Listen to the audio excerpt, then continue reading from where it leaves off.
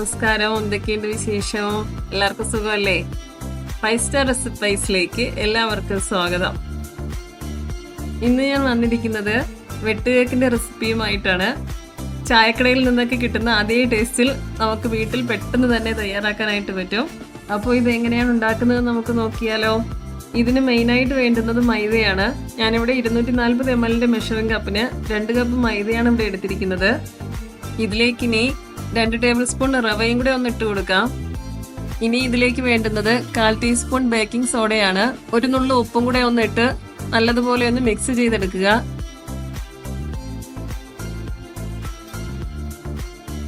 നല്ലതായിട്ടൊന്ന് യോജിപ്പിച്ചതിന് ശേഷം നമുക്കിനി ഇത് മാറ്റി വെക്കാം.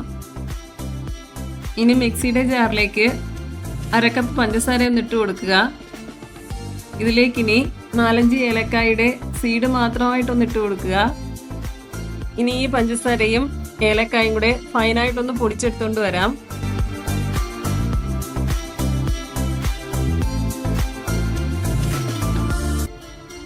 ഇനി ഈ ഫൈനായിട്ട് പൊടിച്ച പഞ്ചസാരയിലേക്ക് 2 മുട്ടയും കൂടെ ഒന്ന് പൊട്ടിച്ചൊഴിക്കാം. ഇനി ഇതിലേക്ക് 1 ടേബിൾ സ്പൂൺ നെയ്യും കൂടെ ഞാനൊന്ന് ചേർത്ത് കൊടുക്കുന്നുണ്ട്. കേക്കിന് ചെറിയൊരു കളർ കിട്ടാനായിട്ട് 2 ഡ്രോപ്സ് യെല്ലോ ഫുഡ് കളർ ഞാൻ ഇതിലോട്ട് ചേർത്ത് കൊടുക്കുന്നുണ്ട്. അത് ഓപ്ഷണൽ ആണ്. ഇനി ഇതെല്ലാം ഒന്നും കൂടെ ഒന്ന് മിക്സിയുടെ ജാറിൽ നിന്ന് അടിച്ചെടുത്തോണ്ട് വരാം. ഇനി ആ അടിച്ചെടുത്ത മിക്സ് മൈദയിലേക്ക് കുറേശ്ശെയായിട്ട് ഒഴിച്ചു കൊടുത്ത് നല്ലതുപോലെ ഒന്ന് കുഴച്ചെടുക്കുക. ഡോ കുഴച്ചെടുക്കുമ്പോൾ നല്ല കട്ടിയായിട്ട് തോന്നുന്നെങ്കിൽ 1-2 ടേബിൾ സ്പൂൺ പാൽ ഇതിലോട്ടൊന്ന് ചേർത്ത് കൊടുത്താൽ മതി.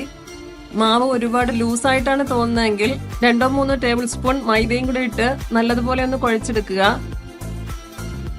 ചപ്പാത്തി മാവിനേക്കാൾ കുറച്ചും കൂടെ ഒന്ന് കട്ടിക്കായിരിക്കും ഈ ഡോ കുഴച്ചെടുക്കുമ്പോഴായിട്ട് വരുന്നത്. 5 മുതൽ 10 മിനിറ്റ് വരെ മാവ് ഇതുപോലെ നല്ലതായിട്ടൊന്ന് കുഴച്ചെടുക്കണം. ഇനി ഇതിന്റെ മുകളിലേക്ക് 1 ടീസ്പൂൺ നെയ്യും കൂടെ ഒന്ന് തടങ്ങിയതിന് ശേഷം 2 മണിക്കൂറെങ്കിലും അറ്റ്ലീസ്റ്റ് ഇതൊന്ന് റെസ്റ്റ് ചെയ്യാനായിട്ട് വെക്കണം. എന്റെ ചാനൽ ഇഷ്ടപ്പെട്ടെങ്കിൽ ഒന്ന് സപ്പോർട്ട് ചെയ്ത് സബ്സ്ക്രൈബ് ചെയ്യണേ. അതുപോലെ തന്നെ ഷെയർ ചെയ്യാനും ലൈക്ക് ചെയ്യാനും മറക്കരുതേ. 2 മണിക്കൂറിന് ശേഷം നമുക്കിനി ഈ ഡോ ഒന്ന് 2 പാർട്ടായിട്ടൊന്ന് കട്ട് ചെയ്തെടുക്കാം.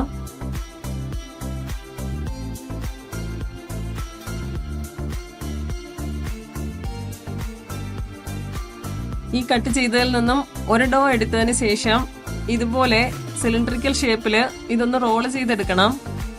കൈ വെച്ച് ഇതുപോലെ ഒന്ന് റോളാക്കിയിട്ട് ഒരേ ഷേപ്പില് ഇതുപോലെ നീളത്തിലൊന്ന് എക്സ്റ്റെൻഡ് ചെയ്തെടുക്കണം.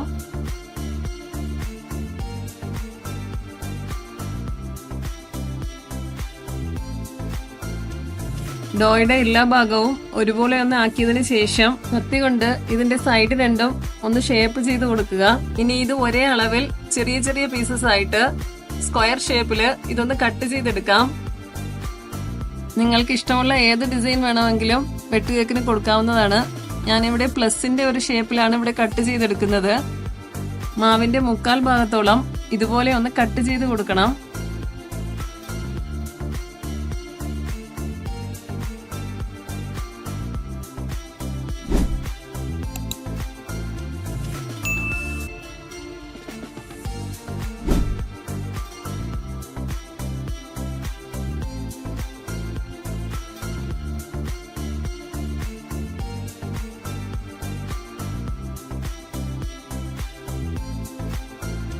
നമുക്ക് ഇതുപോലെ എല്ലാം ഒന്ന് ഷേപ്പ് ചെയ്തെടുക്കാം.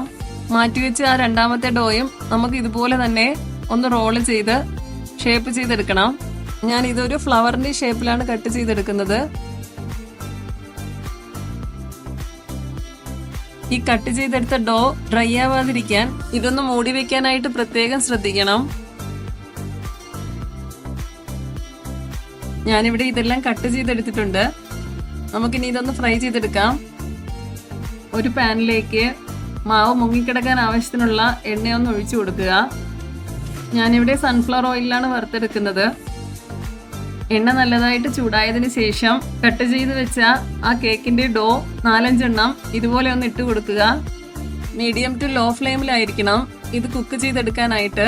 ഏകദേശം 1 മിനിറ്റ് ആകുമ്പോഴേക്കും കേക്ക് ഡബിൾ സൈസ് ആയിട്ടൊന്ന് പൊന്തി വരും. അതിനനുസരിച്ച് വേണം ഇതിൽ എണ്ണ ഒഴിച്ചു കൊടുക്കാനായിട്ട്. ഒരിക്കലും ഹൈ ഫ്ലെയിമിലിട്ട് ഇത് വറുത്തെടുക്കരുത്. ഹൈ ഫ്ലെയിമിലിട്ട് വേവിച്ചാൽ ഇതിന്റെ പുറം ഭാഗം പെട്ടെന്ന് കളർ ചേഞ്ച് ആവുകയും അതിന്റെ ഉൾഭാഗം കുക്കാവുകയും ഇല്ല. ഇവിടെ ഇപ്പോൾ കളറൊക്കെ മാറി നല്ലതുപോലെ ഫ്രൈ ആയിട്ട് വന്നിട്ടുണ്ട്. നമുക്കിനി ഇത് എണ്ണയിൽ നിന്നും കോരിയെടുക്കാം. ബാക്കിയുള്ള കട്ട് ചെയ്ത് വെച്ച മാവും ഇതുപോലെ തന്നെ നമുക്ക് ഫ്രൈ ചെയ്തെടുക്കാം. വളരെ എളുപ്പത്തിൽ നമുക്ക് വീട്ടിൽ തന്നെ വെട്ടുകേക്ക് ഇതുപോലെ ഉണ്ടാക്കിയെടുക്കാവുന്നതാണ്. വൈകിട്ട് ചായക്കൊക്കെ എടുക്കാൻ പറ്റുന്ന നല്ലൊരു 4 മണി പലഹാരമാണ്. എല്ലാവരും ഒന്ന് ട്രൈ ചെയ്ത് നോക്കുക.